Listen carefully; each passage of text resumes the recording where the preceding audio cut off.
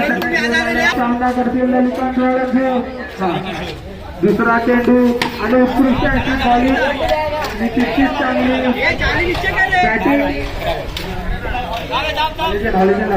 पाहिजे ना रे तिसरा चेंडू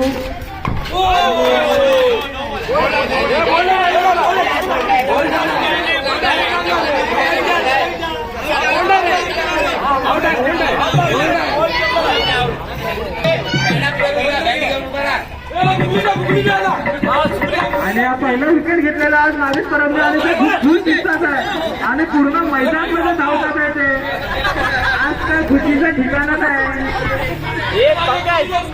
यंग्स मध्ये नाही तर 25 मध्ये तरी त्यांना एक ट्रॉफी भेटेल अशी त्यांना अपेक्षा आहे. बघू आता काय होतं पुढे.